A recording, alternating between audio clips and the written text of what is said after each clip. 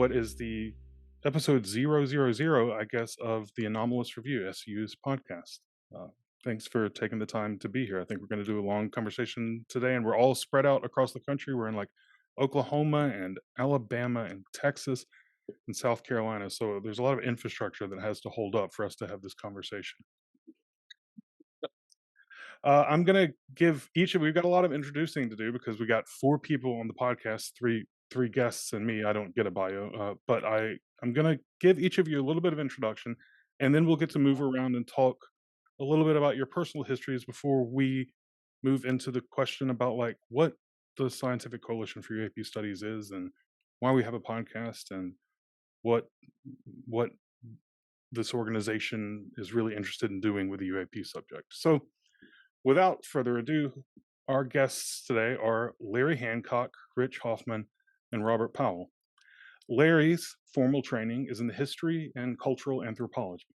He served in the United States Air Force, working on communications technology before moving on to work in the fields of strategic planning and analysis.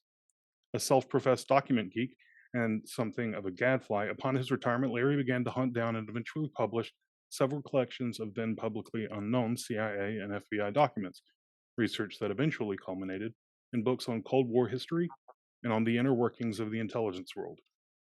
His most recent works include the books Shadow Warfare, which explores the history of covert or deniable warfare, Surprise Attack, which investigates the ability of the US government to maintain command and control in the case of sudden international conflict, and Unidentified, which looks at the UAP subject through the lens of intelligence and national security. Larry has been a member of the board of the Mary Farrell Foundation, a massive interactive history archive. He is currently a member of the board of directors for the Scientific Coalition of UAP Studies and is the team lead for SCU's project looking into the question of what the behavior of UAP can tell us about the intentions of whoever or whatever is actually controlling them. Rich Hoffman is a 30-year defense contractor working primarily for the Army Material Command Headquarters. Currently, he's an information technology consultant and strategist, and a senior systems engineering analyst at both Redstone Arsenal Army Base and NASA's largest center, the Marshall Space Flight Center, where the Saturn launch vehicles and much of the International Space Station were designed. Rich has been researching and investigating UAP for 60 years, having started at the age of 13 while living in Dayton, Ohio, where the Air Force's Project Blue Book was based out of. Between 1969 and 2017, Mr. Hoffman occupied various official roles related to UAP studies, including State Director, Star Team Manager, which is a pretty cool title, Deputy Director of Investigations, and Director of Strategic Projects for the Mutual UFO Network. In addition to occupying lead roles in these and other organizations, Rich currently serves as the executive board member of the Scientific Coalition for UAP Studies. And last but not least, Robert Powell began his career as a chemist, working in the semiconductor and nanotechnology industries, where, among other things, he managed a state-of-the-art research laboratory using atomic force and near-field optical microscopy to develop nanotechnology, including the first flash memory systems that are used now in like every digital device on the planet, pretty much. During that time, because evidently he wasn't busy enough, he took up side interests in coursework in device physics, experimental design, and statistical analysis, not to mention an apparent interest in successful patent applications, of which he holds 4. Robert also has an enduring relationship with the UAP subject. He was an investigator and author on several high-profile UAP cases, including the Texas Stephenville Lights, which has been in a recent Netflix documentary on UAP, and the widely publicized 23 case in Aguadilla, Puerto Rico. Viewers have probably seen videos of those. Robert is a member of the Society for Scientific Exploration, the UFO Data Project, the National Space Society, and was director of research at MUFON for over a decade. He also created MUFON's Science Review Board before, like Rich Hoffman, he left that organization to help start the Scientific Coalition for UAP Studies, which hosts this podcast, where he is also an executive board member.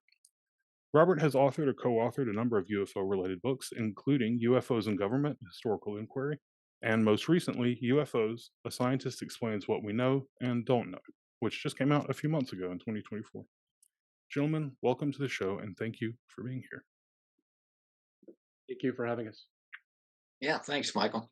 Good to be with you, Michael. Yeah, I'm glad that you are. So this is the first episode of a podcast that the Scientific Coalition for UAP Studies hereafter SCU, has started out of an interest in making a lot of the research and deeper discussions around this subject more available to the public. There's a lot of UAP media out there, and a lot of it's really good, but not a lot of it has access to the level of like deep research in academia and in the science industries that SCU has. Our membership has lots and lots of people with PhDs and terminal degrees in their field. So we decided to put together a podcast that would host some of those conversations. We're going to get to those really substantive questions about the meaty issues with UAP and the sort of nuts and bolts conversations that we like to have here at SCU. But before we do that, I wanted to ask each of you, how did you become interested in this subject in the first place? Like, was there a moment or piece of evidence or a book that sort of tipped the scales and made you decide, I am deeply interested in this now and I'm going to pursue it? Maybe we can start with Larry and then Rich and Robert. Okay, my interest began very personally by living through much of the early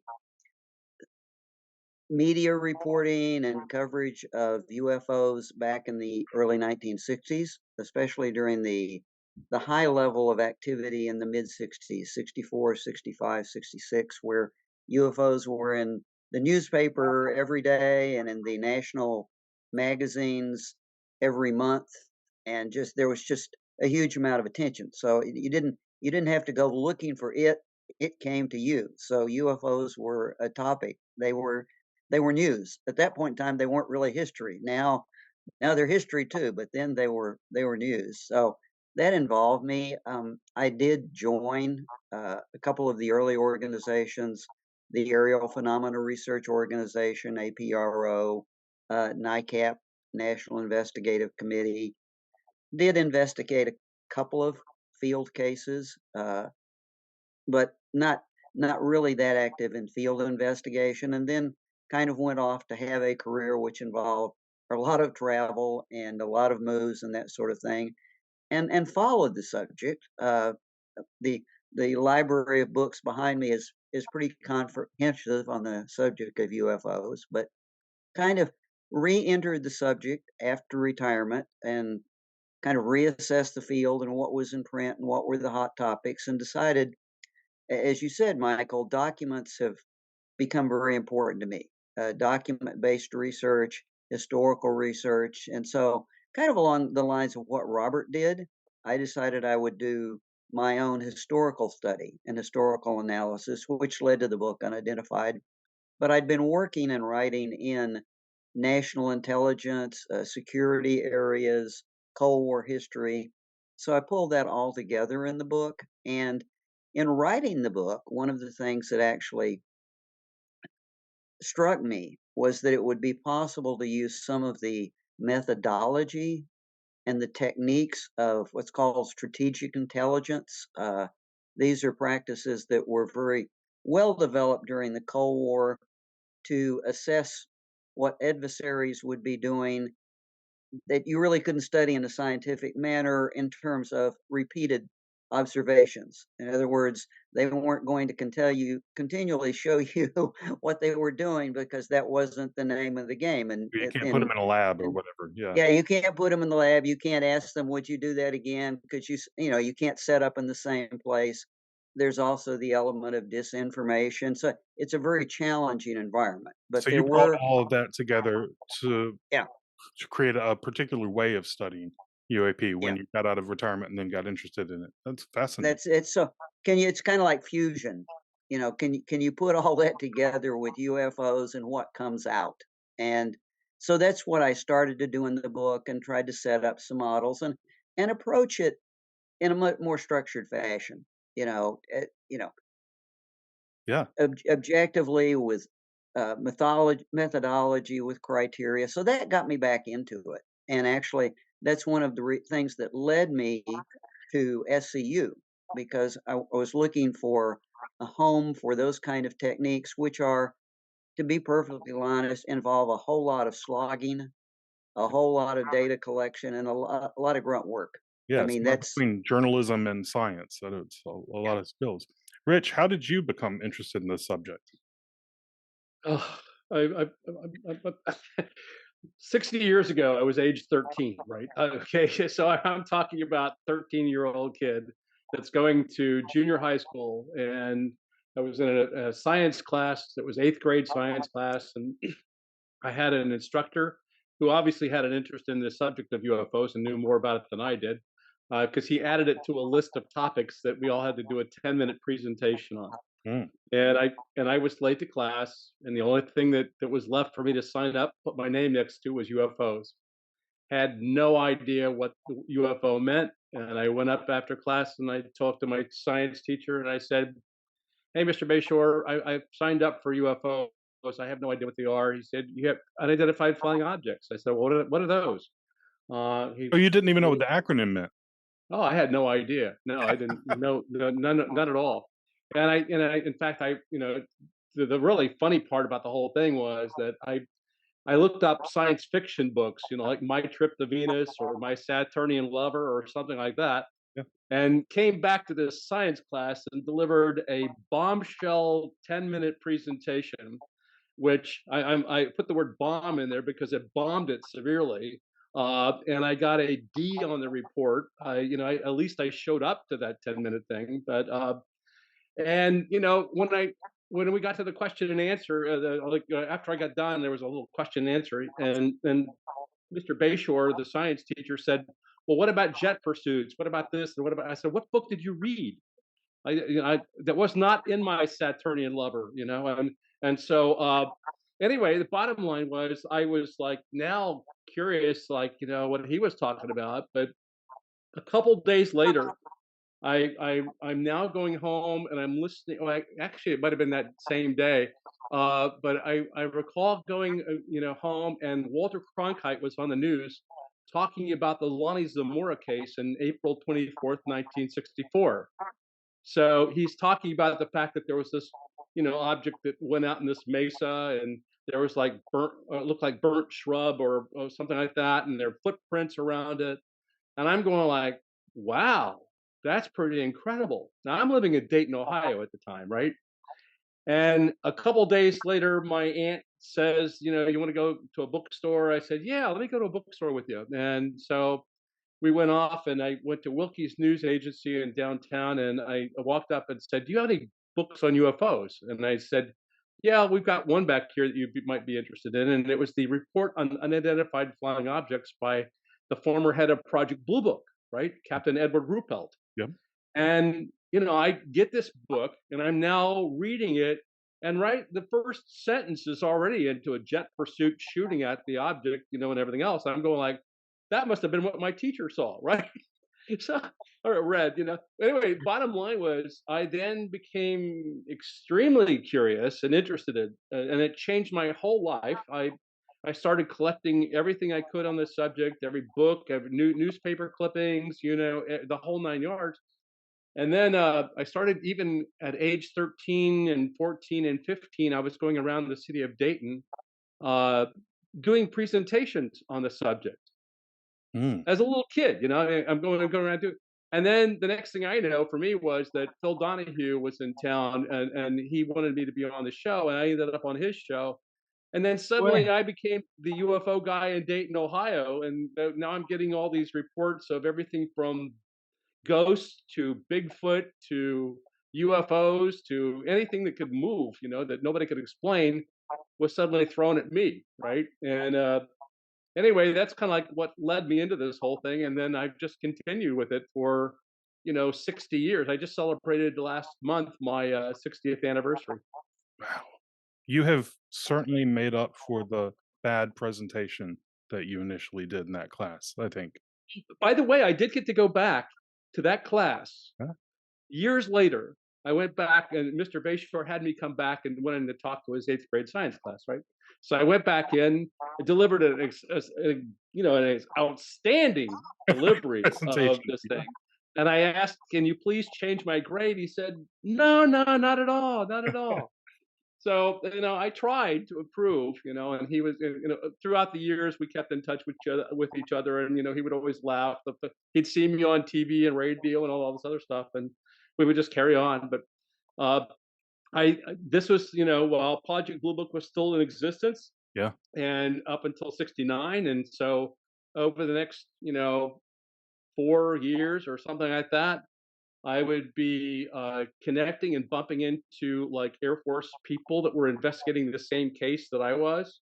And so I got connected to them, and then I eventually got connected to the base Blue Book people up there, and now they're even giving me a phone number that I could use for radar approach control, No way. and say, here, call up them when you have sightings, and and that type of thing. But my whole role has been in the investigative world, Yeah. not as much as like the Robert Powells and the Larry Hancocks, the researchers, right? I was the investigator, jumping over cornfields and and go over fences and climbing out there, taking samples and stuff. So I got that perspective of being the first on the scene when something happens, and talking with witnesses, collecting that information, and then moving it on from there. And that's why I have all those roles and investigations that you read earlier. Yeah. And and when I joined the MUFON when it was the Midwest UFO Network. They That keep was the before it acronym, but that that's funny. before I it didn't know that. became the Mutual UFO Network. So I knew the Walt Vandresses and all those other people back in those days that I would connect with. So got a little bit of a history to it. What a fantastic story, though. That's it's a great narrative. You should write a book just about that. Robert, how did you become interested in the UFO subject? When I was a teenager and in high school, my two favorite subjects, astronomy and chemistry. And I picked up a book by J. Allen Hynek called The UFO Experience. Yep. And I read that book and I was like, okay, there seems to be something to this. This makes sense.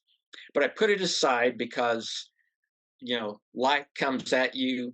I had to get ready for college, get my degree, get married, get a job, raise a family. And so I put UFOs aside during that entire time frame. And then I was fortunate in that I was able to retire early. So I retired when I was 53 years old back in 2006. And the first thing I did was, okay, what would I like to do for the rest of my life? So I made my list, and one of them was go back and check out UFOs. So I joined the organization known as MUFON, you know, for starters. And within the first 6 months there, I was made the director of research. And from there, I started looking at the history of the subject and ran into a guy by the name of Dr. Michael Swords. Mhm. And fortunately, I met him because he has the science background that I needed to hear from, because you don't hear a lot of that within MUFON itself. Um, and so then over time, I guess, personally investigated between 150 and 200 cases. Wow. And I probably read literally thousands of reports, because as director of research, I had access to every MUFON report. And I would read through those looking for the good ones. And then finally, a point in time came when, kind of like Rich did, and I just said, okay, I've beat my head against the wall for too long. And so let's go create an organization that's based on science and using scientific principles. And that was the creation of SCU in the fall of 2017. So you and Rich together created SCU, and out of MUFON, in a way. You were both members of the organization and then left. Along with Morgan Beale. And Morgan is one of the other executive member of the SCU board. Mhm. And Larry Cates was one of the guys who also helped us We also start. had Carl Paulson. Oh, and Carl Paulson, yes. Yeah. Carl Paulson was a nuclear physicist. So chemist, nuclear physicist, military background researcher, and what is Morgan's background? Environmentalist background. And mathematics. We also had Larry Cates was mathematics. Oh, he's a mathematician. That's quite a sort of gamut of expertise that you guys are bringing to to this new organization. So I I know that part of the history of I was never a MUFON member. I've only been a member of SCU for like a year at this point, and there's a lot of history that I don't know, and I know that some of that has to do with differences between the approach that you wanted to see taken towards studying this subject and the approach that MUFON eventually developed, or um, I don't know if it always had the same approach or not. And to be clear, we're not trying to trash, or at least I'm not trying to trash MUFON, but there were critical differences between what you wanted to do and what you saw doing in the organization you were in, and those differences have scaled up into part of what defines the Scientific Coalition for UAP Studies that you started. So, can we talk a little bit, just frankly, about what those differences were? Why did you see the need for a separate organization? And Larry, you know enough of this history to chime in too, and talk about it, even though you weren't necessarily. I don't know if you were ever a MUFON member, but you weren't in this like cohort of people who started it. But what were the differences? You said you were banging your head against the wall. What was frustrating you, and what was the vision you had for a new organization? Well, the key thing is we wanted scientific principles utilized. So, and MUFON has a lot of strong points. For example, they bring in a lot of UFO reports every year. It is one of the key places where people bring in reports. But where myself personally, I wanted to see a lot of improvement is in the analysis of those reports, how they were analyzed, how, you know, what type of investigative work was done and what type of report was written, because often cases were just closed without anyone ever investigating those reports. Hmm. So we wanted something different, and SCU fills a little bit of a different niche than MUFON.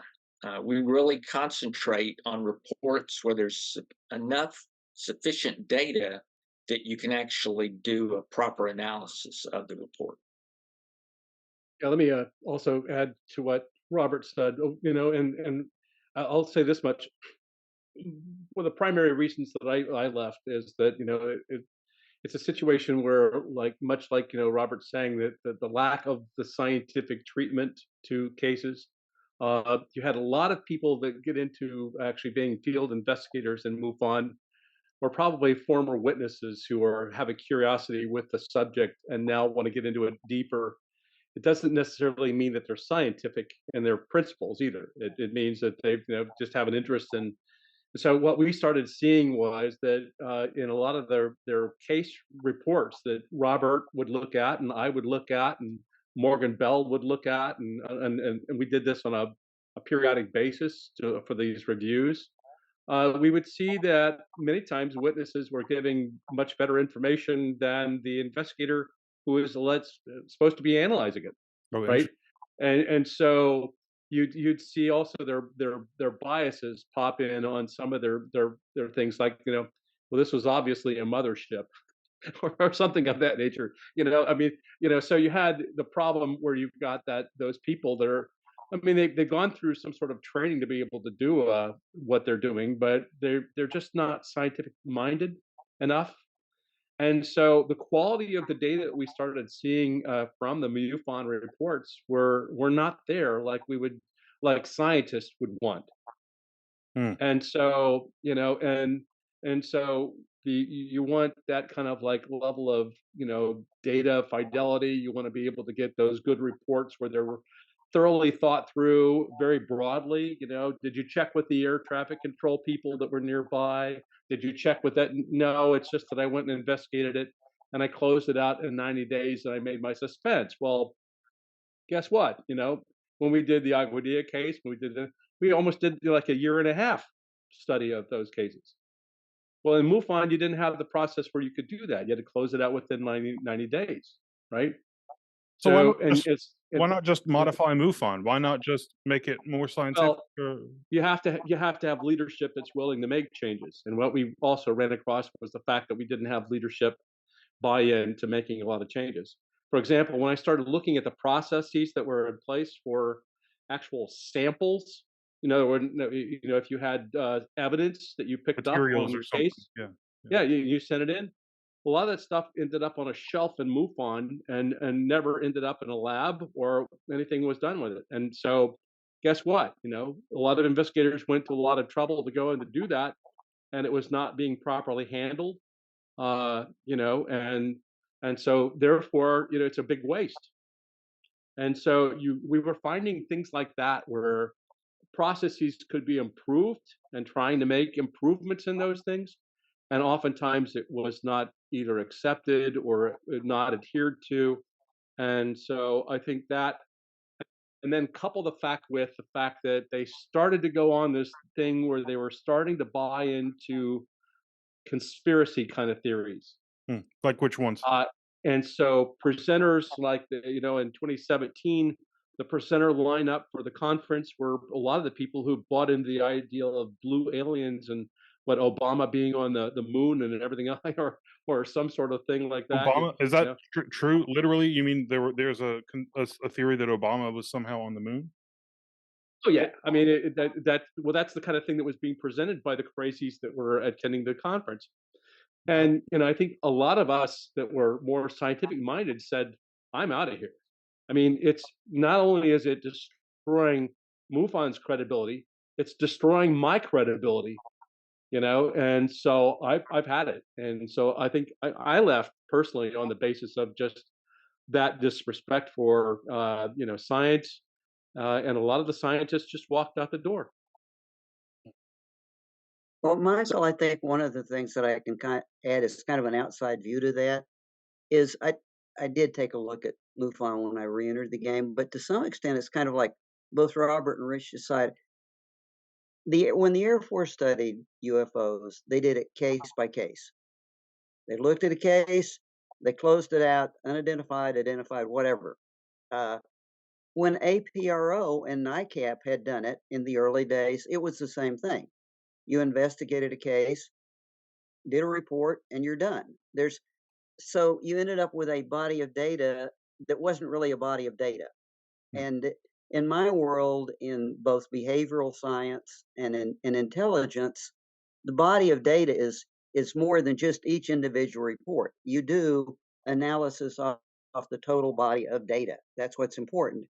And that was not being done by any of these other organizations that I had seen. And that's what I saw SCU as being ready to do. As a matter of fact, the first project I was involved with at SCU was with Robert.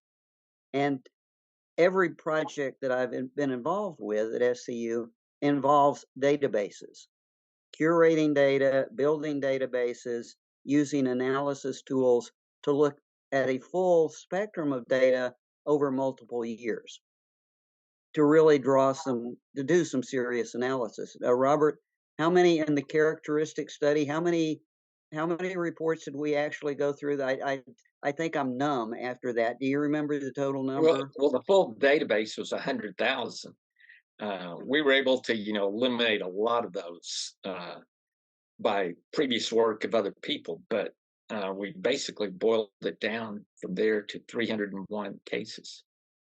But we did that with very specific criteria. The way you do science is with very specific criteria so that what you did is transparent. Everybody knows what your criteria were. Everybody knows how you curated the data.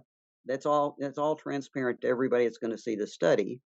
And then because of the criteria we used, and in that particular case, distance of the observer, we were able to pare it down and make it something more than just raw data. It was curated data. So I guess my observation is I think that's one of the things that makes SCU really different is its focus on analysis, not just deep analysis of a specific sighting, but the ability to look at projects that look at a breadth of data to try to find patterns and try to find something in the overall data, not just in one particular incident. So was the MUFON approach to do case studies, they go out and investigate individual case studies and sort of contemplate the significance of them individually, but there was not even an attempt to sort of, chop them all up into their individual data points and do some sort of comparative study across all these cases. That's something that SCU kind of pioneered, at least in the civilian sphere. I'm sure the Uh, military does this. there were attempts. I mean, we had. I mean, a number of people that were like Larry Cates, for example, was actually doing some analysis across the board with all the data. Robert, I'm sure, was probably doing that as well. Yeah. I mean, so I mean, there were attempts to take the data to try to do something with it, and to try to pare it down and figure out what you could do with it. The challenge was, again, going back to the fact that you have maybe inexperienced field investigators who are not analytical, who are not necessarily good at collecting data, not who are not necessarily good at, let's say, photo or video analysis, and they don't do maybe the proper work. And so consequently, you're now looking at a report that is lacking that kind of like quality that a scientist would want to study. It doesn't lack it lacks in a lot of regards that way. And so you also had challenges in the context of, let me just cite one example of a case where in October of 2012, I witnessed an object here in Huntsville, and and several other people in Huntsville saw the same object. And it was during a daylight time period. It was early morning. I was going into work. I'm getting calls about some object in the sky that's like little light, and then it's not visible, light, visible, not visible, and it keeps rotating, doing that kind of thing, right? So, bottom line is that somebody along the way actually saw it take off from the Marshall Space Flight Center, Hmm. and it was a Project Loon cylindrical balloon that was a test of delivering the internet, and Google was doing that, right? But anyway, the bottom line is that I saw that and I was confused about it, but I tracked it over a 4-day period as it went across 5 different states, Oh wow. and they were all just, and it was going with the wind, and it was going across state lines, and there were something like 30 reports that were put into MUFON of that same balloon as it's traversing the 5 states, right? And then one individual actually got a very good close up. He actually used a telescope with a camera Hmm. and was actually able to see that it's a transparent cylindrical balloon with like sensors on the side of it. And and so I found out what it was. That's what it was. I tried to work with all the investigators along the other cases to be able to give them an update, and hoping that they were going to change it in the database to reflect the fact that it was an IFO, and that it was, and nobody changed their interpretation. So Oh, wow. consequently, that same balloon went across 5 states, and at one state it was an IFO, another state it was a UFO, another state it was something else. You get what I'm saying, right? Yeah, And, definitely. and it we're talking about the same object. And I couldn't even get the state, the directors across the state to be able to make sure that they understood that that's what it was. The various MUFON directors, you mean? Because it's organized like geographically. I There's mean, so if you don't have that like level of cooperation, and you're talking the same object, which is a balloon, and you're calling it all these different things, then Larry's going into the database and looking at it, and at one point it's the IFO, another point it's UFO. What is he supposed to do with that? yeah. You get That's what I'm saying, right? So the excellent demonstration of the difference in methodologies and whether there's and an attempt. so How are you supposed to you know study it if your database just is inconsistent with itself? So I you've made some pretty clear cases for why there needs to be an organization like SCU wherever it's housed or whoever's running it. Um, but part of what defines SCU in distinction from lots of other organizations and groups that study the subject is where you draw the boundaries around what you're interested in studying. I remember having a conversation with somebody who used to be in MUFON who complained that not only do they have like a different approach to studying UAPs, but they also like are interested in pet psychics and and all sorts of other things that seem spooky and interesting and anomalous perhaps, but don't have anything at least obviously to do with this subject. But there is kind of a methodological problem with like defining the subject in the first place? Like, what is SCU interested in studying? What counts as a thing that SCU wants to look into? Is it just things moving around in the atmosphere and the water, or is a Bigfoot sighting interesting to SCU? Like, what's the topic? We actually discussed that, early on when we created SCU. And that was one of the things that we said, we're not interested in Bigfoot or ghosts or paranormal type activities. Now, there could be some gray areas, right? Where, you're looking at a plasma ball of light. And so is this a type of UFO phenomenon or something else, right? Mhm. So you can't totally ignore um, everything you see, but we definitely wanted to segregate ourselves from some of the paranormal, the obvious paranormal issues. So then I, what's left? Oh, go ahead, Rich. so I, no, I was just going to also comment. If you could throw into the mix on that. Like MUFON would take reports of, for example, I used to get, as a state director for Alabama or Mississippi, I would get photos sent to me of all kinds of, like, Robert's talking about paranormal kind of like thing. My lights are flickering and all this other wonderful stuff, and you'd ask the question, well, did you see a UFO? And no, that wasn't even part of the mix. Well, why are you calling me, right? And then the other aspect of that was that you had situations where I would get photos of somebody's arm, and they would have a big, huge golf ball sized bump on their arm. And they're calling me up and saying, look, I've been abducted and that this is an implant in my arm. And then you'd ask, well, I mean, did you go to a doctor? And the response would be, no. Well, why wouldn't you? And so, I mean, you get that kind of thing coming up, and that would become a MUFON report. And you're saying, as a state director, says, well, this isn't a UFO event. What is this, an abduction event? Do we accept abduction phenomena? And we've pretty much shied away from that, only because, number one, we're not made up of psychiatrists and medical doctors. We're also not constructed, and nor are there processes that you can put in place to properly investigate those kinds of claims. I mean, there's even questions now whether you put anybody into a trance or any kind of hypnotic regression, because you could be damaging them, by Sure. doing that, right? Yeah, you can tamper And with people's so memories and things. if you haven't got tools to properly investigate something, then why spend your time on it? And so the argument for us, I think, in SCU, and Robert and Larry, I think you pretty agree. We pretty much decided that we're going to stick with the UAP topic and the UAP subject and observations of those, and see what you can deduce from data, using sensors, cameras, or whatever you can get, to really understand what that phenomenon is.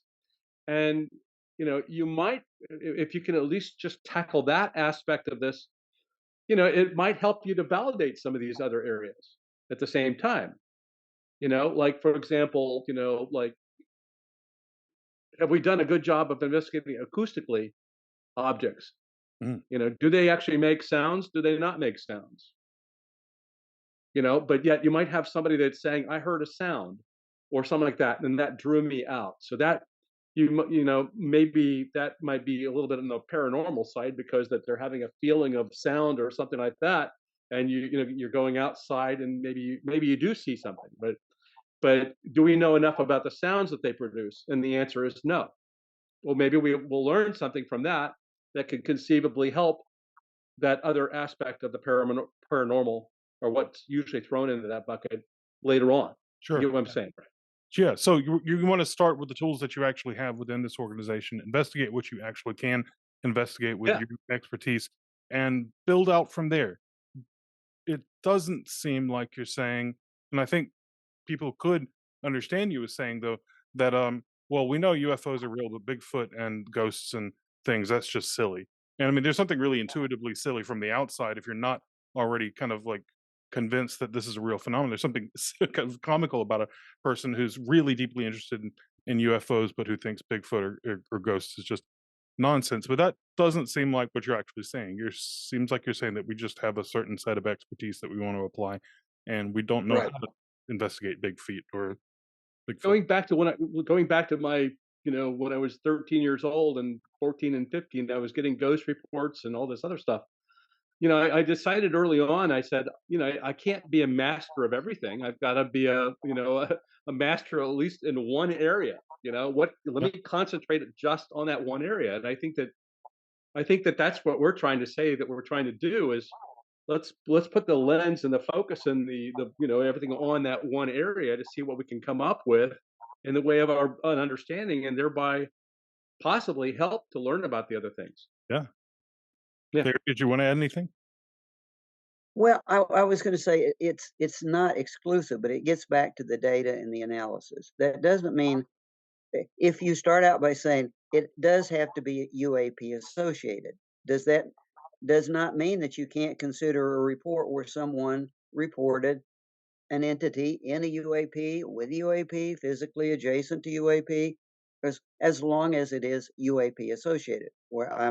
Our team is involved in a project right now dealing with some of those sorts of reports. So you can explore things like contacts, communications. You have to do it in a very structured manner. The other thing is you have to have enough data to do it. Uh, you have to have enough data to do pattern analysis and determine if there is something to it.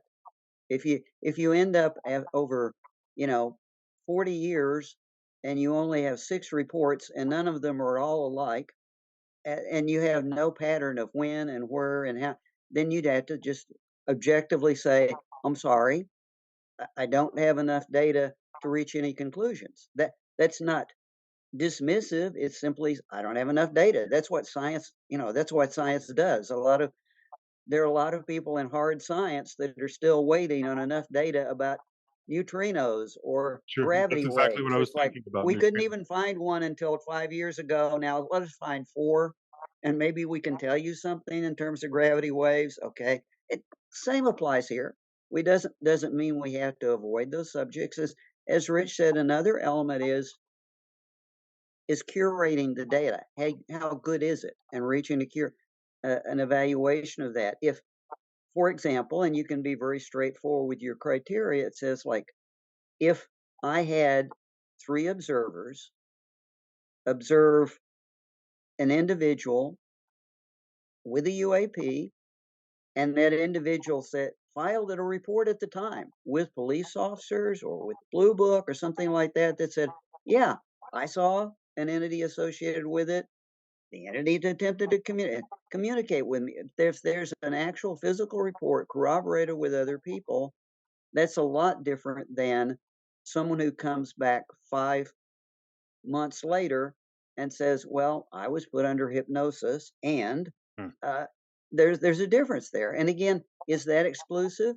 Yes, it is, but that's also a matter of science. Science does exclude certain types of data. Just you have to be rigorous. So I would say that's another part of Richard. That doesn't mean that we can't study things like, uh, behavioral activities. It doesn't mean that we can't address them, but it means that we have to address them in a very transparent and, methodological fashion. Sure. That makes sense, and you have to clean the data in a certain way, and an infinite amount of data is really useless. You have to have it structured and lots of things cut out of it Yes, in order to be able to do any sort of analysis. So you're not just trying to collect UAP reports and sightings, you're trying to collect the same kind of information from every correct. single one of them and do some sort of cross analysis. So Quantity is not the determinant. It really isn't in this, and it generally isn't in most data collection. Quantity is not the driver. oh, sure. You look at lots of science. Things that we consider established science, and you'll look at these sort of orthodox views and find out that they're the product of like 2 studies that were done in 1974 of like 12 students at Yale. Did answered some uh, research questionnaire or something, and now that's the data that we have based all of our beliefs on. Not to say that that's somehow unscientific, but it is surprising how little data often underlies things that we consider just, taken for granted now. So I want to pose an annoying question. My background is very different from all of yours. I'm an academic philosopher, and philosophers are probably annoying just by like our constitution, but also our discipline like amplifies that a lot. And one of the things that we really like to do is to clarify concepts. When you get deep enough into doing this as a philosopher, you start realizing that a lot of the concepts that we use to just talk about and think about the world are way fuzzier and wonkier than they seem. For instance, the concept of a species. I I have no idea what a species is, and I honestly don't think anyone who works in biology has a clear definition of a species. There's no unanimity on it or consensus over where we draw the lines, and that bothers me. But I think science can go forward using that. But we'd be better off if we were clearer about what a species is. For instance, I think that there is an equally or more gnarly version of that problem in UAP studies, and I want to illustrate it this way. So I'm going to give a sort of history of how I think this concept has grown over time and where we are now. And please feel free to disagree with me vehemently if you do. But I want to hear your thoughts on whether I'm getting this little history right and what I think it means. So UAP, the concept that we have today, goes back to at least the 1940s with the concept of Foo Fighters in World War II. Right, there were certainly anomalous observations before that, but this is maybe the first time that the anomalies get turned into kind of like a technology, or at least supposed to be a technology, start getting observed by the military and things like that.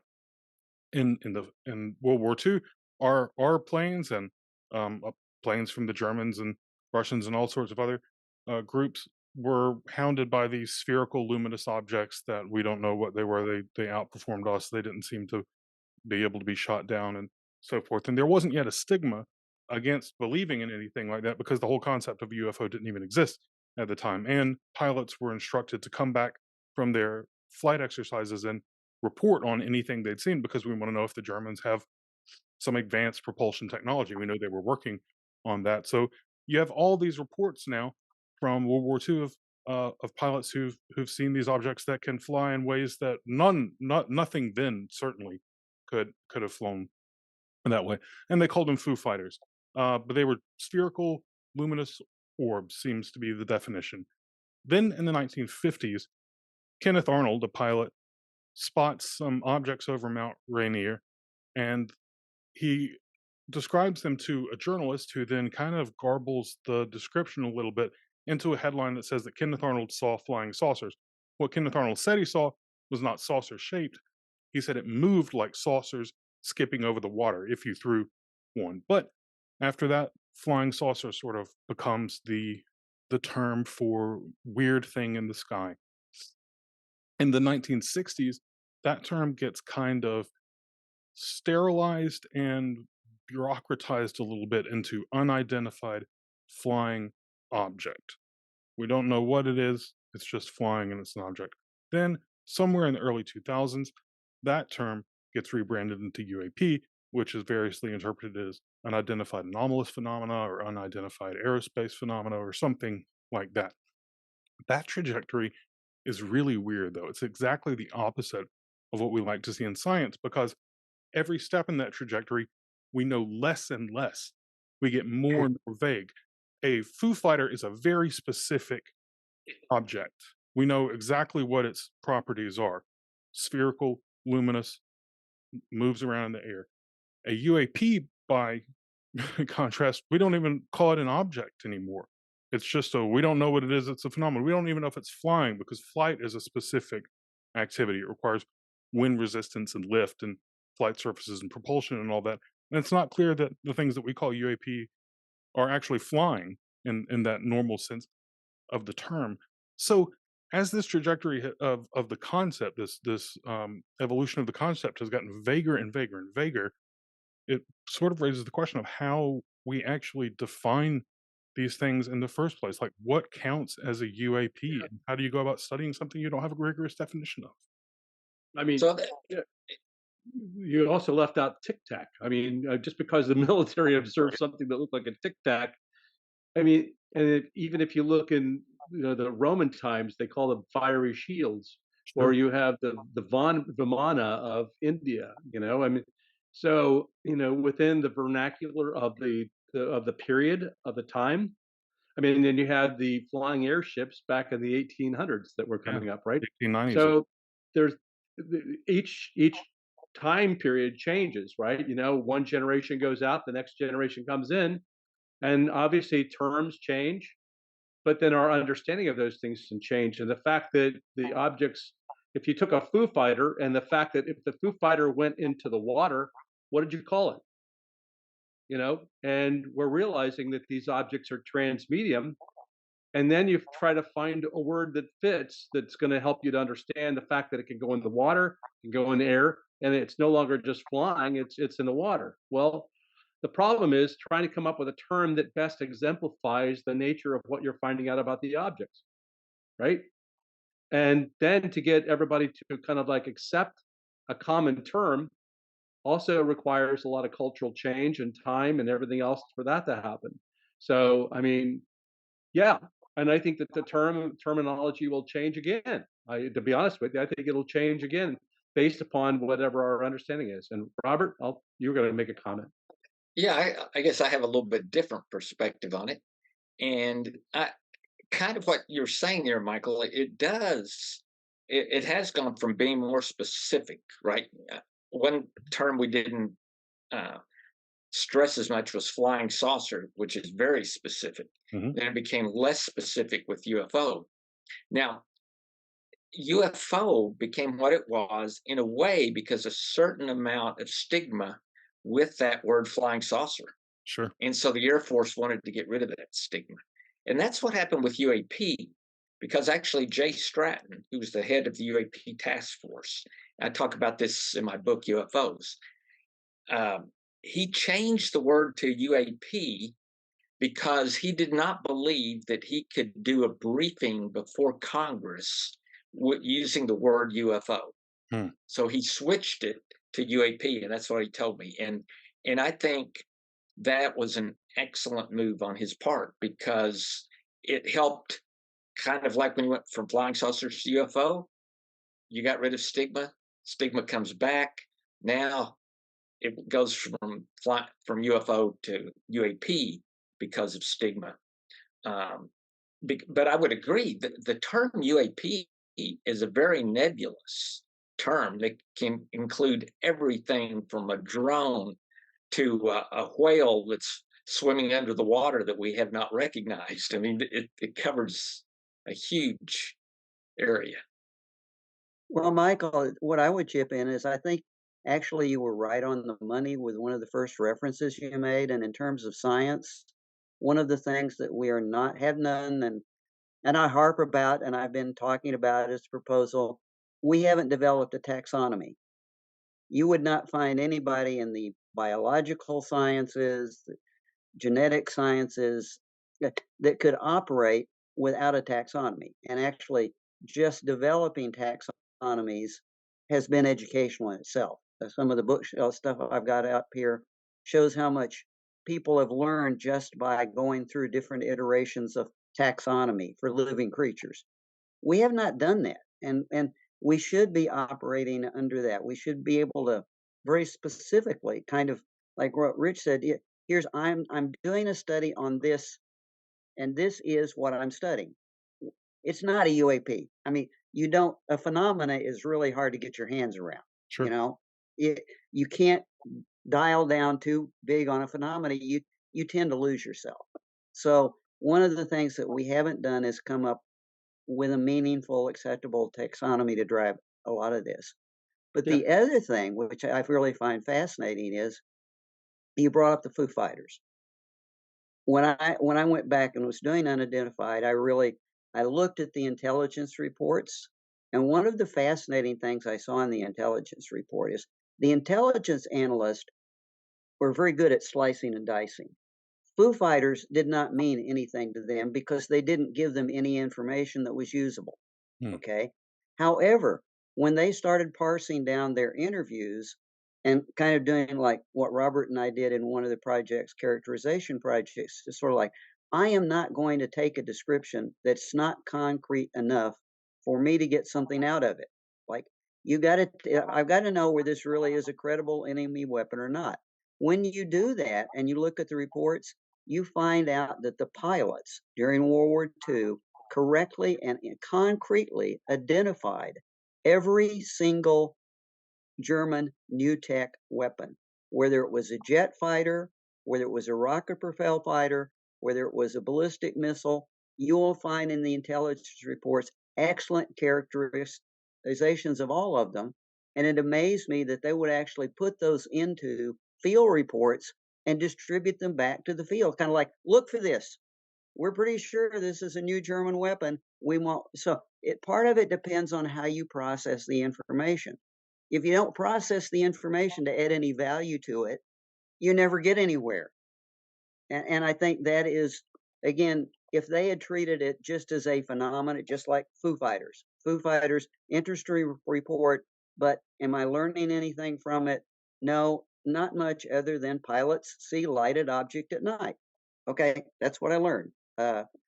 It's not helping me. So I throw that in to say if you can direct your study just like they directed their intelligence collection, your odds of learning something are better. So did Foo Fighters not become a more rigorous, kind of interesting subject of investigation simply because they were mysterious and all we had was they seemed to fly? And they remain mysterious. Actually, they were seen in the European front, on the Japanese front, and General MacArthur ordered his intelligence folks to do their own study. But the conclusion was no more than that. Yes, pilots report them.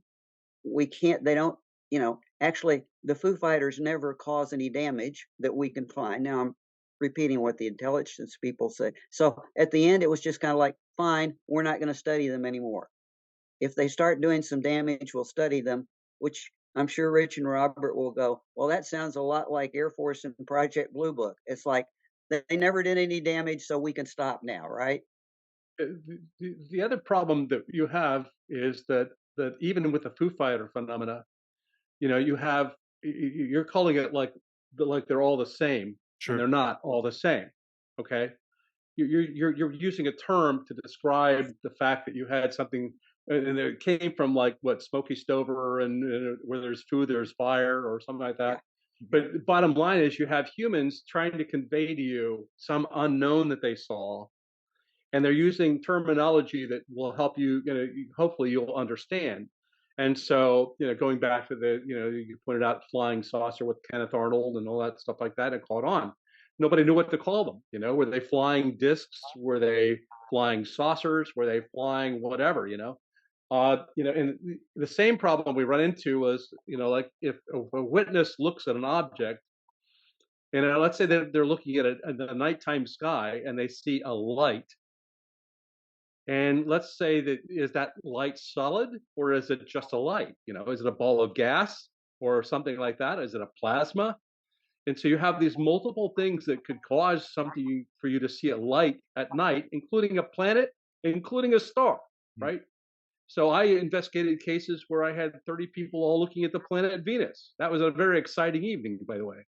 But you also have the situation where when you look at this right here, you see it as being, what do you call that? Oh, Circle. yeah, circular, yeah, a disc. You call it, so from that angle, it looks circular. How about at like that angle? Is it oval? Yeah, it is. And then what do you call that? Oh, I don't even know. Yeah, that's just So what my point to you is that, that's the same object, but you have, depending upon the observation angle that you're talking about, it could be many things. And you're dealing with humans trying to convey to you that shape, and they use terms to do that. And it's whatever the term that they understand in their particular point of view, their belief, their understanding, their level of education, and that's what you end up with. for So the you're audience who's talking. not for the audience who's not watching this and just listening to the audio. Rich Hoffman just produced a model of a UFO, or I guess a flying saucer with it's kind of like a tripod sort of landing gear on it and a little dome. But when you rotate it, it goes from being, if it's orthogonal to you, it looks like a big circle, and then as you rotate it, it changes shape pretty dramatically. So Yeah. yeah, that's a good point. So you want to collect Well, data along all these different lines, right? Not just right. what I a mean, person says. I'm sure that Larry and Robert can remember the days when we called cigar-shaped objects. Remember that we saw a flying cigar, or and so is that really a cigar, or is that now a cylindrical object? What do you how do you look at that now?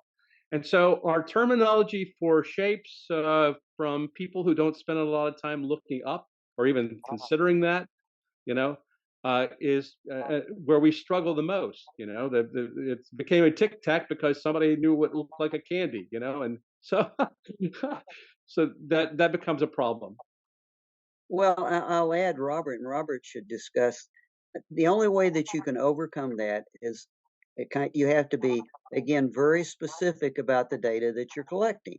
And you have to, Robert, I think you should really describe what the criteria that you came up with for our characteristic study, which at least resolved that to a certain extent, in that took it a step beyond being, an orb or a fuzzy object to something that was three-dimensional, so you could get an actually 3D description. Yeah, tell us about Right. the characteristic study. What prompted it, and what's its methodology, and what did you find? Right. So yeah, so that's what Larry's talking about, is that characteristic study. And so what prompted it is we wanted cases where the object's sufficiently close, and you have good enough quality witnesses that there's no doubt that what they saw is not explainable as some prosaic object. So you're left with either the witness lied and hallucinated, or it really happened. So It that's can't what be we want.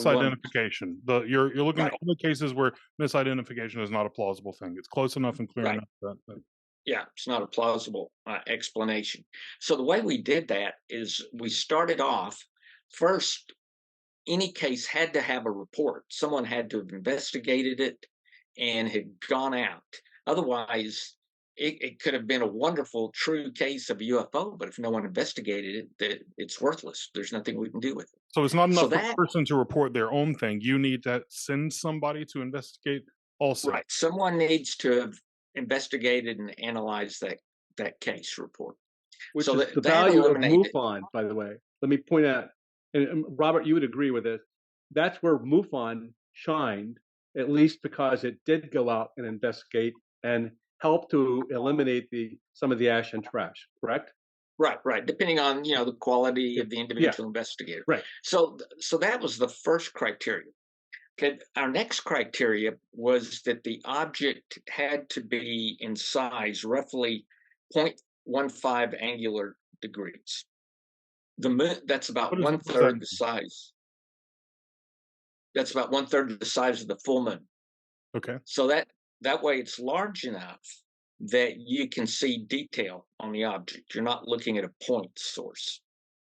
And then our second criteria was that it either had to happen during the daytime or it had to happen at night, and either the object lit itself, not not so much that all you see is light, but that you could see detail on the object, or that the city lights, give you enough detail on the object. So we had those two criteria. The third criteria was the quality of the witnesses. So you had to have either multiple witnesses, or you had to have a single witness, such as a policeman, a military officer, someone who would have had to file a report. In other words, there would have been consequences if they had just made something up, right? So those were the key criteria that we looked for. And then the fourth was that the report gave us basic information. We needed to know a description of the shape, the speed of the object, approximate size that the witness suspected, that type of information. And so that we boiled down to 301 case reports. And the other thing we did is we had a group of us that would look at the report, and we would give it green, yellow, or red. So the report had to, a single red was enough to kill the report. Hmm. But if the report, let's say, had two greens and a yellow, then it was good, or a green and two yellows, and it was good. But there had to be kind of a uniform agreement that this was a good report. No reds and at least one green to Yeah. be into the final paper. Okay. And so what did you find? Like, this is kind of working towards a taxonomy, like Larry suggested, right? You're trying to see what are the qualities of the things that we can see clearly. We have good high quality reports Right. of what's the spread of different observations. So what we found, and of course, we were limited because we had 301 cases. So our findings were based on the shapes, that there were sufficient enough quantity of them that we were comfortable. And so those were the disc shape and the triangle shape. In the disc shape, we had three basic types. One was a disc with a dome on the top, and it had a ratio. By the ratio, I mean the diameter of that disc to the thickness of the disc, right? Mm-hmm. And so the dome type usually had a ratio of between 2-to-1 and 3-to-1. So its diameter was 2 to 3 times its thickness. And then we had, and the size of those was usually 30 to 40 feet. A similar disc was just like that almost, except it had no dome. And then the third type was the disc that had a very large ratio between 7-to-1 to 10-to-1. And those discs were normally quite large, 100 to 100 feet in diameter. Wow. And so we had those, and then the two on triangles. There's an isosceles triangle type, and there was a fair amount of variation in the isosceles triangle. But the equilateral triangle was probably one of the most consistent shapes of all. And it always had three very large globes on each apex of the triangle. And normally, not always, but normally a small light in the very center, bottom center of the triangle. And so we feel confident that those are some specific shapes that we could go search for in databases. And is that the way you'd like a taxonomy to be developed? I mean, shape has to be one of the distinguishing characteristics. What other things would you ideally, if you could get the information, like to use to identify different kinds of UAP? So we use shape as the primary, bucket, and then from there we looked at characteristics based on shape. So one thing that fell out that we were not expecting, that was very surprising, is that on the triangles, the triangular shapes, and we had 33 of those out of the 301, we had no examples of a triangular shape causing some type of electromagnetic disturbance. Like the disc shapes or the oval shapes, cigar shapes, you could find reports where someone's automobile stopped, their radio was interfered with, their phone wouldn't work, etc. But the triangle never, we never had that. And that's not something we expected, but that's something that fell out of doing this analysis. That's fascinating. What's your intuition about what that suggests about them? Did you also deal with the fact that the discs do the falling leaf kind of thing? Yes. Yep. That's one of the unique things. Yeah. Where the triangles didn't do that, correct? Correct. So they were. But the disc and the oval shapes could sometimes do this, falling leaf fluttering as they sort of seesawing or fluttering down to the earth. Right. You had just asked me something, Michael, and I forgot what it was right before we. What does it tell you about, or what's your gut instinct about what the electromagnetic differences between. Right. So my gut, and this is pure gut instinct, it's pure speculation on my part, right? But it tells me that I would suspect the triangular craft are of a different origin than the disc-shaped craft because of that difference. Now that doesn't mean that's definitely true, right? I mean, you could take a helicopter and an F-18, and there's some distinctions, right, that would make someone say, "Oh, those are two different origins," even though they're made by the same nation. But that's purely a gut feel on my part between triangles and disc shapes. And I guess That, along with the fact that the triangle shape did not become a dominant type shape until the mid to late 1970s. oh, interesting. So There's something else that dropped out that I don't think any of us would necessarily have expected, but it's when you're talking about taxonomy and characteristics, as Robert's saying, there are a lot of other elements in this study that we did other than shape.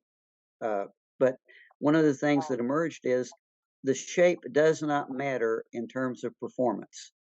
Aerodynamics has nothing to do with it. The ability to accelerate at hundreds of G's, the ability to move at any direction instantaneously has nothing to do with shape. The clunkiest objects that we have in our study behave just as well and just as radically as the most aerodynamic. I mean, you'd expect what Rich just held up, the classic saucer is, wow, I expect that to be really fast and really maneuverable. But I'm sorry, the triangle can do the same thing, even if it's big and clunky and has stuff hanging off of it. The other thing that goes along with that is that there's a time element to this, as we were just saying. So some of those things, there are patterns in the characteristics too, and we haven't really studied all of those as much as we really need to. But that you can do, once you have that taxonomy to start with, then you can start looking at behaviors and characteristics and really take it somewhere. Where if you didn't have that, but literally, obviously there are a lot of implications for propulsion, because if any of these shapes and any of these devices, regardless of size, and I think Robert confirmed, it doesn't matter if it's a little disc that's 3 feet wide or a big disc that's 300 feet wide, it does not have any limitations in terms of acceleration, speed, etc. There's got to be some real meaning for the people that are studying propulsion. Yeah, the thing that's interesting that Larry just mentioned there is that it doesn't matter the shape, all of them displayed non-aerodynamic capabilities. So, for example, the disc shape, which you would think normally would move through the atmosphere on its edge, right? So, just like a plane's wing. Mhm. Sometimes the disc would just flip up 90 degrees and move with the flat side forward, moving through the atmosphere. Totally. That's like maximum resistance. And that's the way it moved. There were multiple reports from pilots who had seen that.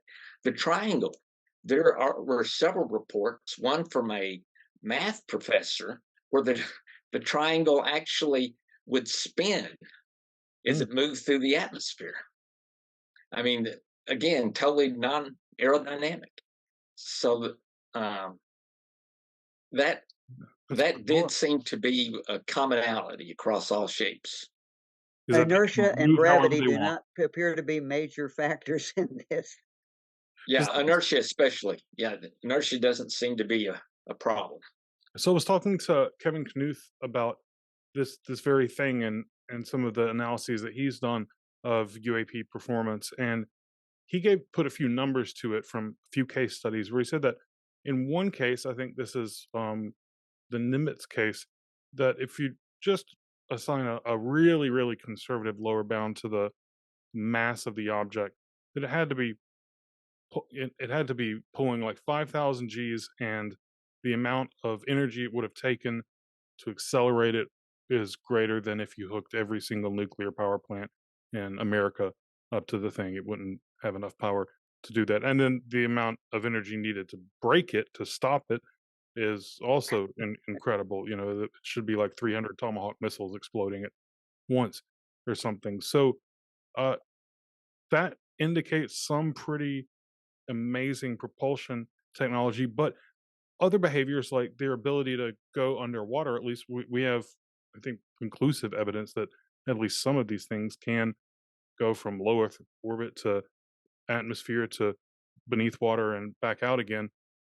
Those also indicate a different kind of propulsion mechanism. Do those things converge? Like the ability to accelerate in such radical ways, does that also, is there some explanation, some technology you're envisioning that explains both why things can go in and out of water and why they can accelerate the way that they do? Or are they those just mysterious facts Well, only? I mean, potentially, for example, if you were able to somehow lower the inertial mass of an object, right, then now you can travel through water without, you know, very much resistance.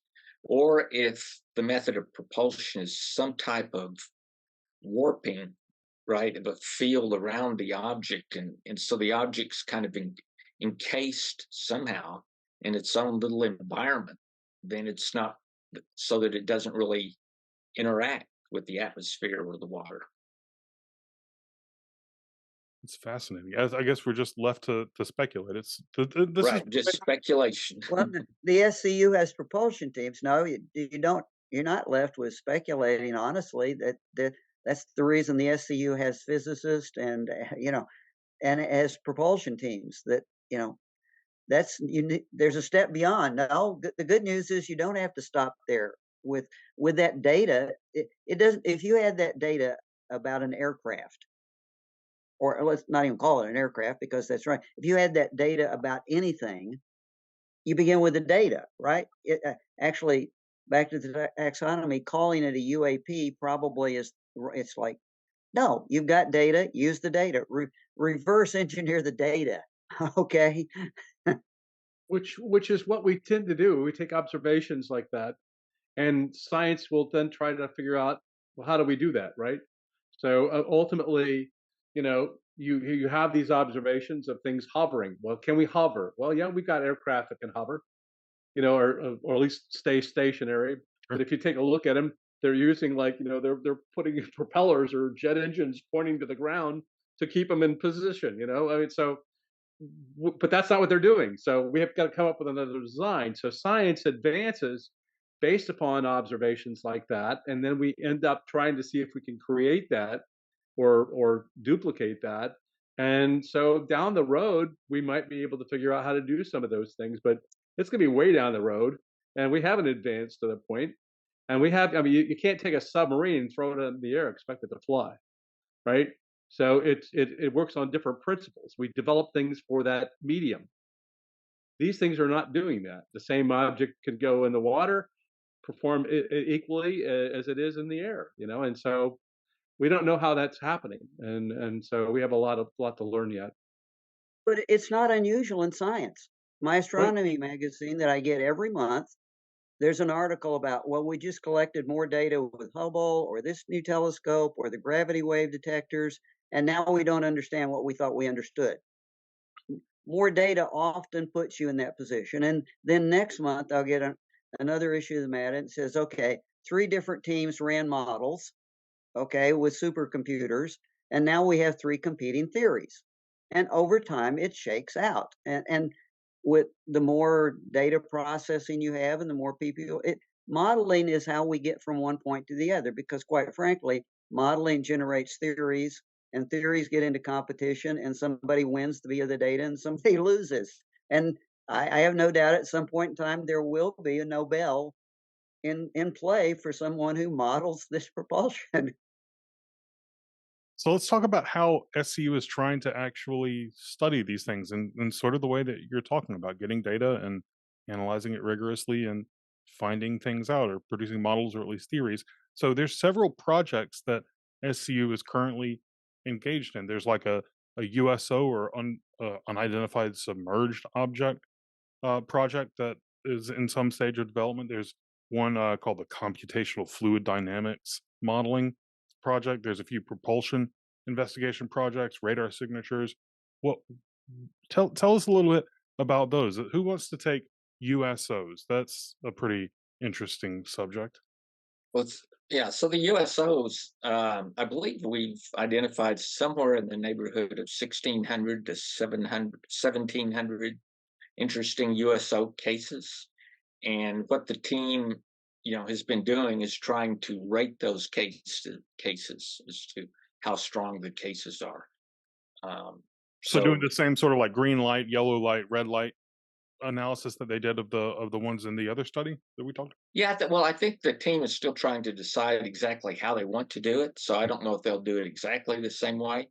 But they want they're wanting to evaluate all of these cases, and then they can put the location geographically on the globe as well as the time, or the year when that particular case occurred. Where do they come from? Are these all? I mean, I would imagine military is who encounters a lot of these things. Is that the majority of these cases? They come from a lot of different places, but probably the two most common areas for USO reports, you know, underwater submersible objects or unknown submersible objects, are off of the off of Puerto Rico, and off the Catalina Islands. And the Catalina Islands is where the Tic Tacs Hmm. occurred. And Puerto Rico's where the Aguadilla report came from.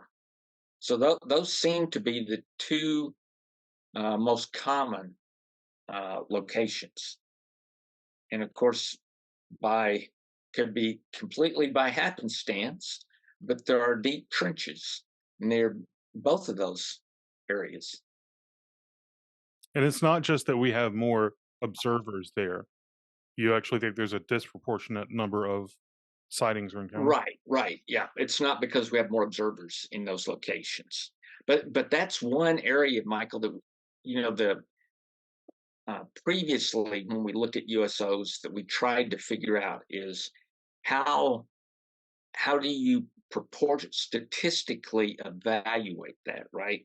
Because you've got, for example, is Puerto Rico higher because the culture uh, is more allowing of UFO reports, so the people feel more comfortable reporting it, or maybe they just have it's history that went from grandparent to child to Okay. grandchild.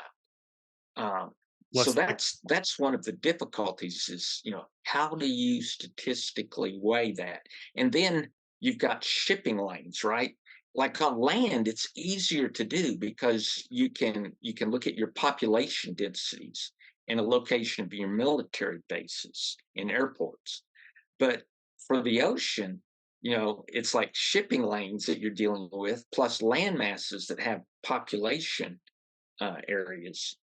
So it becomes very difficult to decide how to statistically evaluate that. But to sure. the naked eye, if you put all those points on the globe, then Catalina Island and Puerto Rico really stand out. Oh, interesting. Are these objects? Do you think that they're just the same things that we're seeing as UFOs, and they're going underwater, and that's how we're encountering them? Or from what you've looked at so far, if you can make any sort of gut guess, are they a different kind of thing altogether? No, I think they're the same. And one of the reasons the USO project was created was because if you think about UFOs, right? It's easy to misidentify a UFO, right? As Rich said, I mean, it could be Venus, it could be Jupiter, it could be a bird flying through the sky, what have you.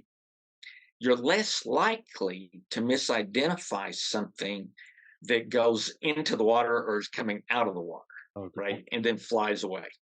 So that helps reduce your misidentifications by concentrating on USOs. So what about there's propulsion sort of oriented projects that SU is also interested in. And I guess that you uh, hinted at this before, that one of the things that UFOs seem to indicate is that there's some to us, exotic propulsion mechanism at play. Uh, and it seems like there's Right. And two general, gut guesses or something about a magnetothermodynamic yeah, mechanism and gravity. they're using fluid dynamics to model it. And the people within SCU on those teams are basically physicists. So this is none of the three of us's areas of expertise. But I do know that, the three basic areas they look is hydrodynamics and or MHD as it's called. Oh, I misspoke. Uh, Magnetohydrodynamics. Sorry. Yes. yeah, magnetohydrodynamics.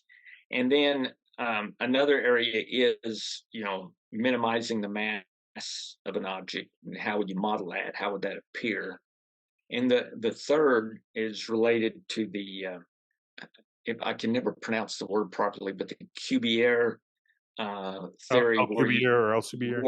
Alcubierre, where you basically warp space. So those are three of the areas that they've been examining. And they're looking at just trying to sketch out what possible drives would look like, what these mechanisms would be, or if they're even possible. Well, Yeah. you're also looking for like effects from observations of the objects to give you clues Oh, I see. into that. So, for example, if you take a look at the fact that objects will oftentimes leave, you might have an object that's hovering above the ground and it's baking the soil. Hmm.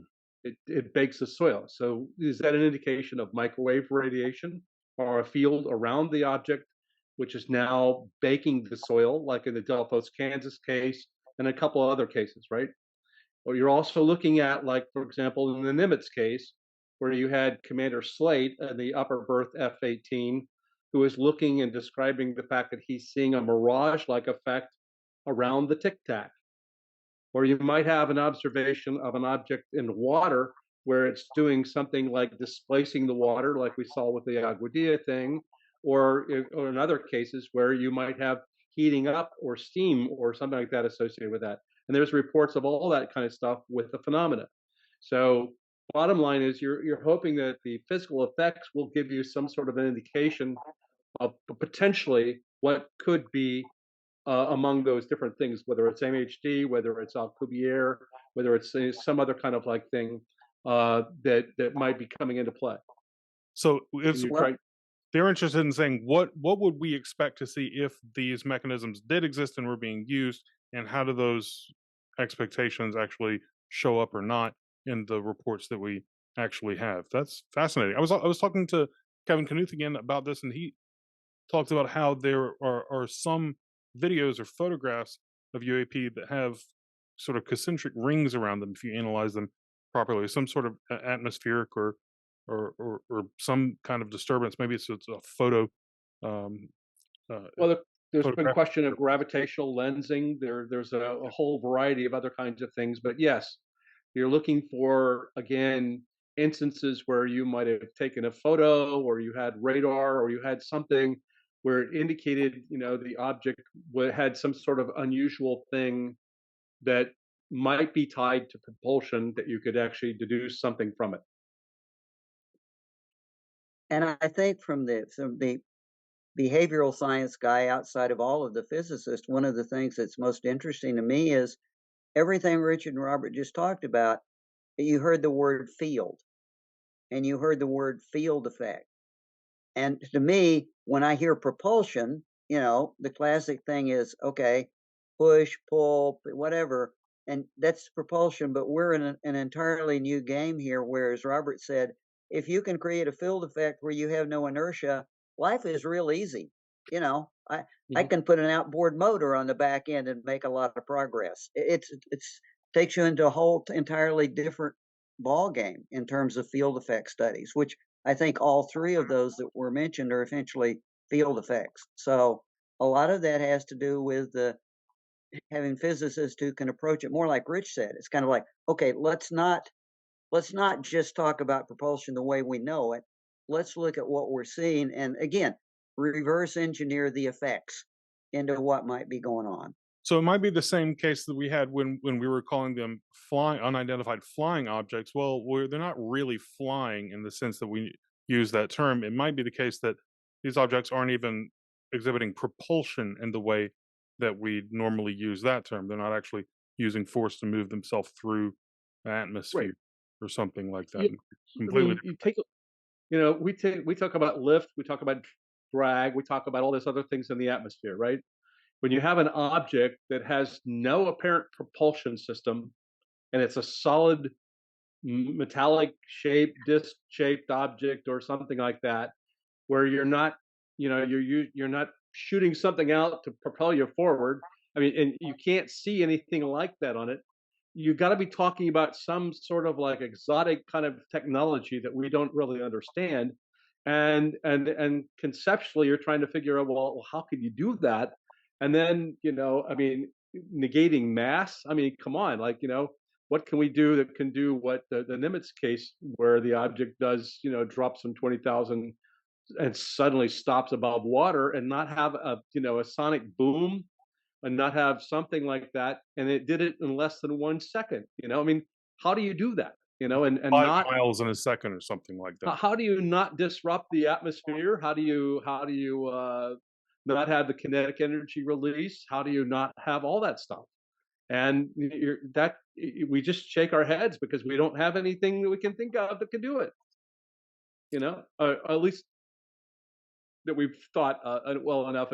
And I think that where you're going with it, like even in the Alcubierre kind of like instance, this is all just in the theoretical mathematical stages of understanding like that, right? And nobody's It's built not these. applied. There's no application of this. We're just trying to get our arms around the math and everything else like that, just to be able to say that it's even possible, right?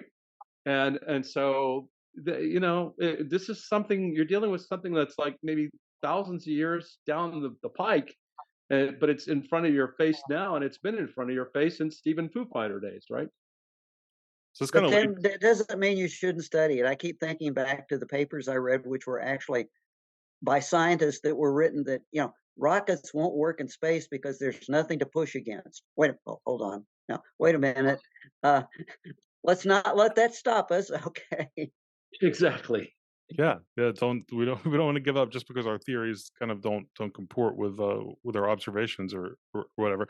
This leads to kind of another annoying philosopher question that I want to pose to you guys and see what you think. So every scientist I know who takes UAP seriously seems to think that the phenomena are real and that they represent some sort of like gap, very serious gap in our understanding of the world. Like we don't know how these things accelerate the way that they do. We don't even know how they could accelerate the way they do. But I think that it's not necessarily true that they represent a gap in our understanding of the world. I think there's another much more distressing possibility.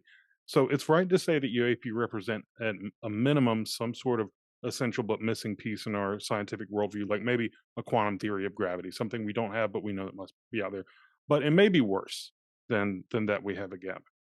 Our difficulty comprehending UAP, their anomalousness, could be a function of like really deep flaws and misconceptions we have in our scientific worldview.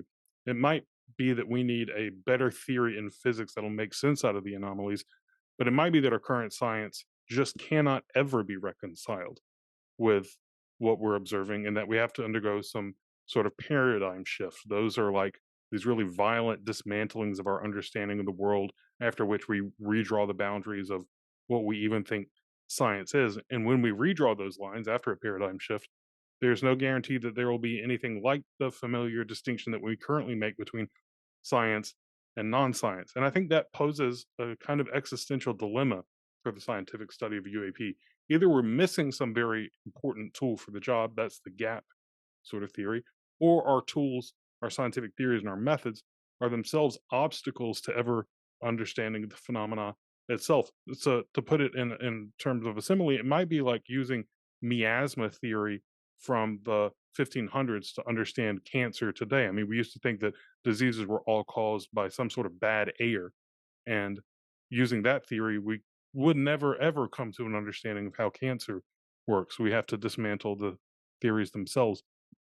Do you think that that's I think it's a possibility. Does it seem like one to you? And if so, does it trouble you that maybe our theories about the world are just wrong? I don't think that science is necessarily wrong, but I think that science continues to advance and we continue to be able to get tools to help us to understand it better. I mean, the whole notion about switching from Newtonian understanding to, the concept of quantum Mhm. and the fact that it acts so bizarre and it's just so unique and so varied. That was a major shift in our way of thinking and what we saw. And so now we're getting a better at least trying to get a better understanding of that whole quantum universe, if you would, and what does that really mean for us and how do we interpret that in the context of the larger universe. So I mean, we're still very much infants, I think, in terms of our whole understanding of everything that's out there. I mean, if you talk about, even we don't even understand what dark matter and dark energy is. I mean, it's just something out there that represent 95% of the mass of the universe, and we don't even know what it is. So, I mean, I just think we're just still in our infancy, and I think that, quite frankly, I think that if you have this technology from another world or another planet that's been around for a lot longer and it comes here, it's almost like we're trying to compare ourselves with passing an iPhone to a Neanderthal, and they're thinking, oh, a rock, yeah, rock. Yeah. I mean, oh yeah, that's pretty good. I mean, what does it do? How does it function? And we don't know. And so I think science is continually advancing. I don't necessarily think it might make some sort of a quantum level jump to something else. I think that AI and tools like machine learning and quantum computing could potentially change a lot of our perceptions about a lot of different things. And I think that that might be the next giant leap, if you would, to our understanding as well. But we're just going along our merry path and continuing to do what we do. And I mean, I'm fundamentally making changes every day in the way we think about it and the things we do. And so I just see it continually advancing, and I don't have that concern about the like you're pointing out. Yeah, I've wondered about that sometimes, though, Michael. And I don't have a good answer, but it's kind of along the lines of, okay, what if the electron's not really exactly what we thought it Yeah, was, exactly that. Yeah. and what if the the way photons move, it's not really a particle, it's not really uh, a wave, it's something totally different, right? Uh, just, I mean, for example, what if energy was actually because think about this, every mass is three-dimensional, energy is not three-dimensional. There's not a length, height, and width. I mean, we kind of force it on it with wavelength and frequency and power, but uh, what if energy is actually in a different dimension, and it's just passing through here, and the times we you know turn mass into energy with a nuclear explosion, for example, maybe that's a rip, moving something from one dimension into another or something. I'm getting real crazy here, but sometimes I have thought about that. What if, as science developed, what if we had made this turn, that if we made this other turn, we would be looking at things very differently. It doesn't sound crazy to me at all. I mean, so as a philosopher and historian, a little bit of science. I mean, I wouldn't actually say I'm a historian of science, but I know enough history of science to be able to know that, like, a lot of the old sort of scientific paradigms that we used to use worked really, really well with the observations that we were able to make.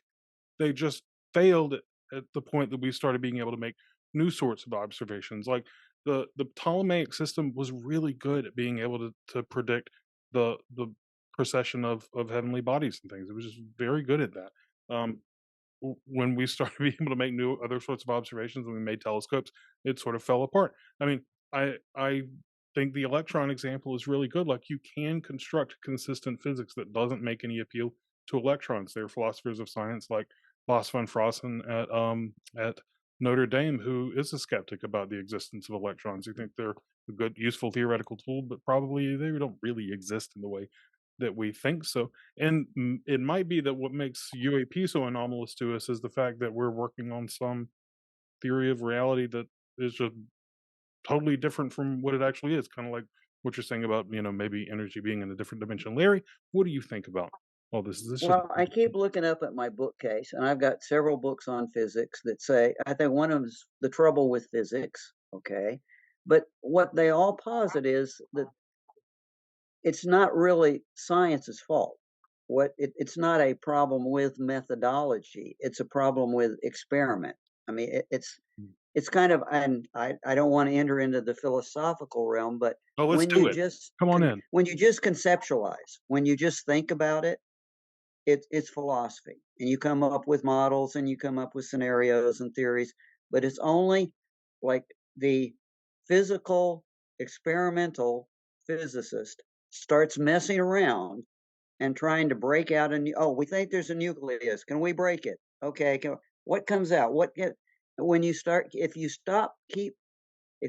keep making new observations at deeper levels with better tools, you're going to get somewhere, even if it where you get you is a set of data that you totally don't understand. So I don't think that's a methodology. It's not any problem with science.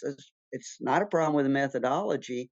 What we're lacking is we probably haven't gotten to the stage of the tools that we need to have to play with this to deal with it. You Yeah, mean physical it's tools or theoretical tools, like our physical tools. yeah, I see. We need quantum tools. I mean, 30 years ago, quantum communications. What's quantum communications? We don't even know what the quanta are, barely. Okay, well, okay, Planck, and okay, fine. But now we're dealing with quantum communications as a real military issue in secure communications. And that happened in 30 years. 50 years ago, you know, we didn't even have. So I guess what I'm really stumbling around with is what the book posits is science has to involve testing. It has to involve tools. It has to involve experiment.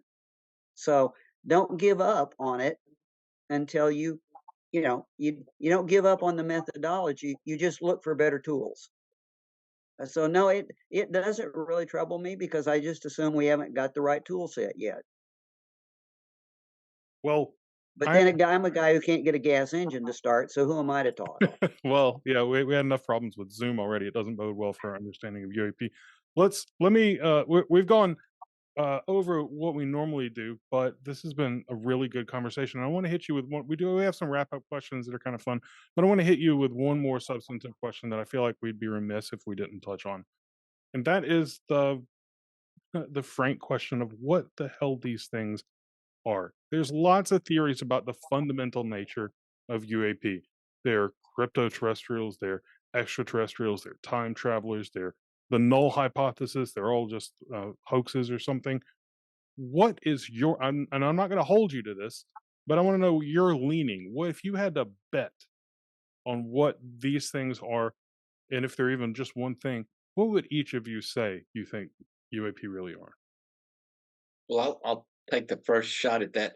So first, I'm not convinced that they're all the same, but I will. My conjecture is that the bulk of what we call UAP or UFOs is, I think, the most likely explanation is an intelligence from another star system or the extraterrestrial hypothesis. That doesn't mean that is the answer, but from everything I see, and the fact that we have already discovered now over 6,000 extrasolar planets, and our discovery method is prejudiced, so there's actually more likely hundreds of thousands in the areas we've looked. I think that's the most likely explanation for them. Rich, what about you? Where'd you put your money? I tend to go with the same perspective, a little bit different though. With in the context, there's multiple probably origins that they're all working together, and and basically like we just don't understand it. Well, this one's from this one's from here, but we can't do that, right?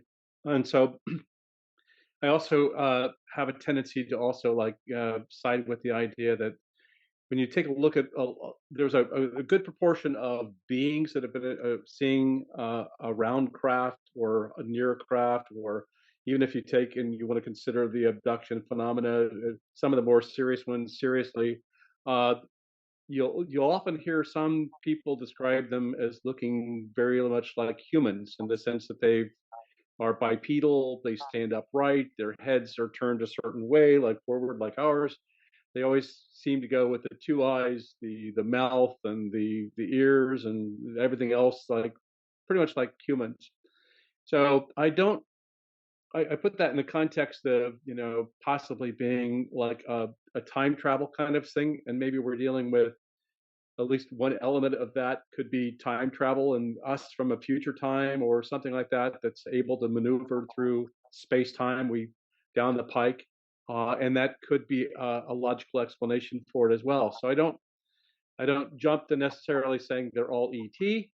But I do also say that there's a potential for that someone that could be potentially from our future or whatever that's got some sort of technology or time maneuverability.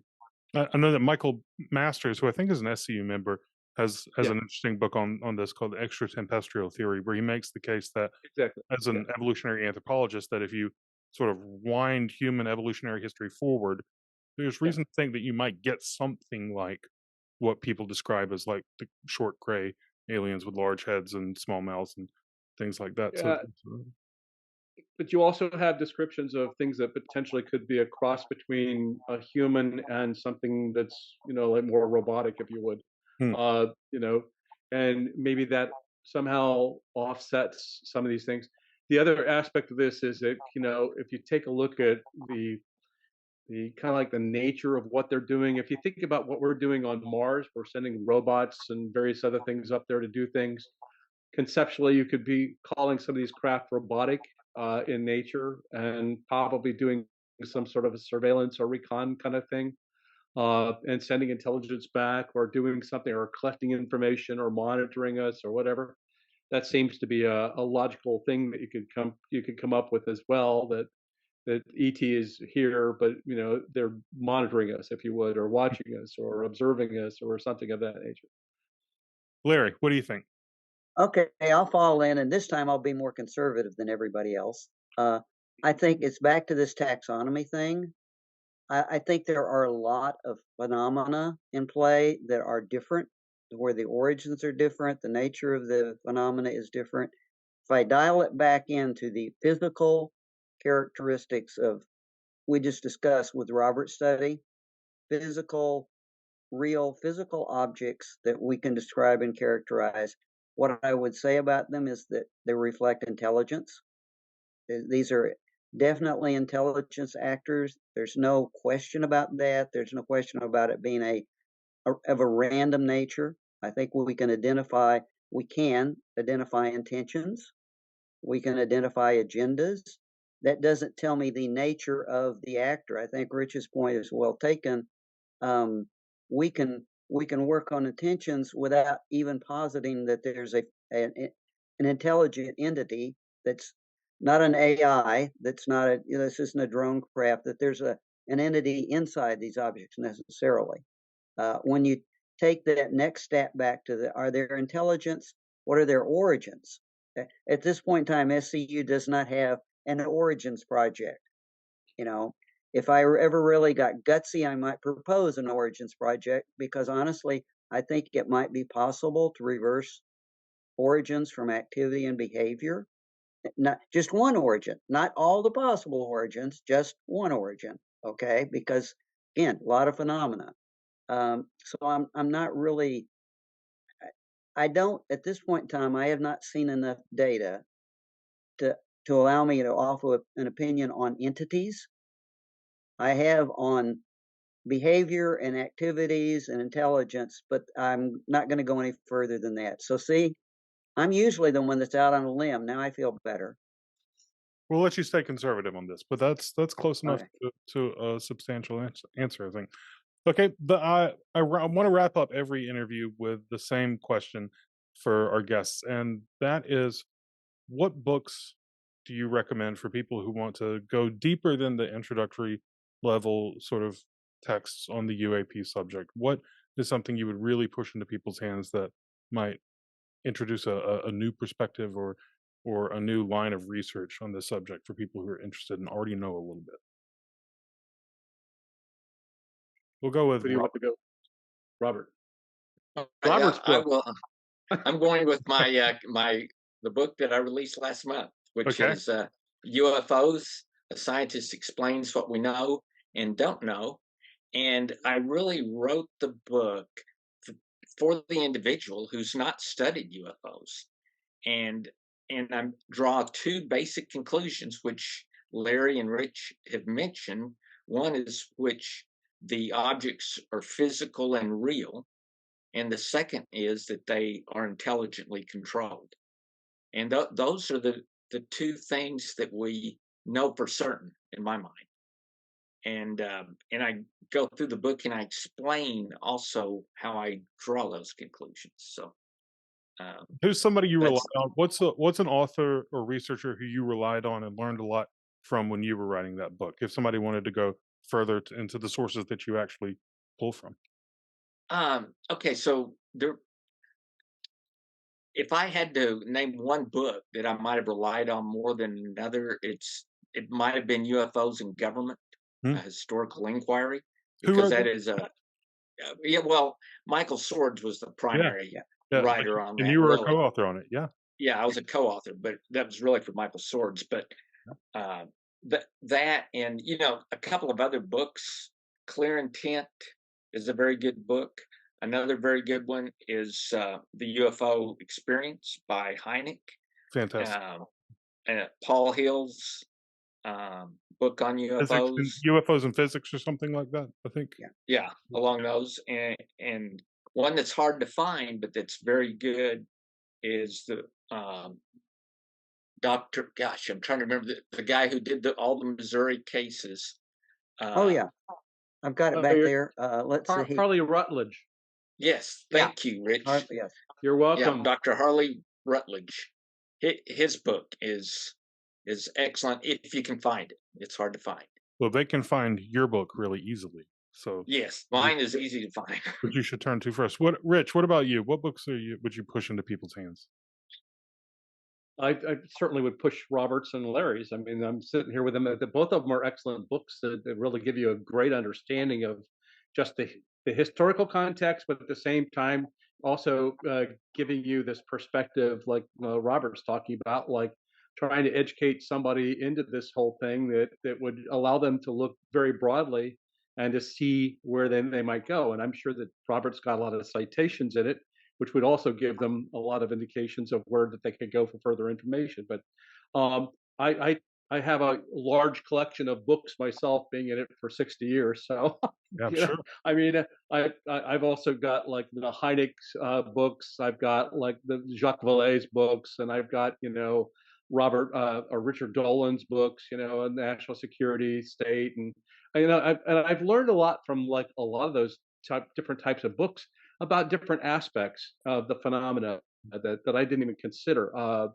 And so, I mean, there's a treasure trove of books that I could recommend, but overall, those you want to look for specific authors like that, and that will help you to give a true good picture of it without getting into the wild speculative types of things or going off the deep end. Sure. And I just really encourage people to look at it very broadly and really delve into the subject very, very deep and try to get as close to like solid researchers as you possibly can and do your homework there.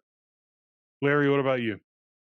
Well, I just it might be helpful since there are a lot of people go off into different areas of this phenomena that you might call fringes, but to contribute some more critical thinking, I would suggest a couple of books by Kevin Randall.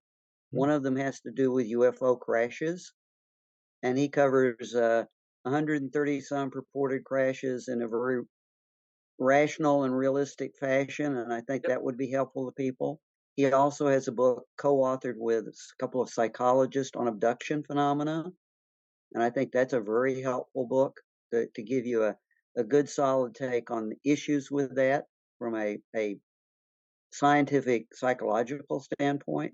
A couple of other books that I think could be helpful from that standpoint. 2 books, can't give you the authors without looking them up. One is called Project Beta, and the other is called Mirage Man. And both of those books deal with disinformation and misinformation that has been introduced into the field, actually from the security and intelligence side of the equation.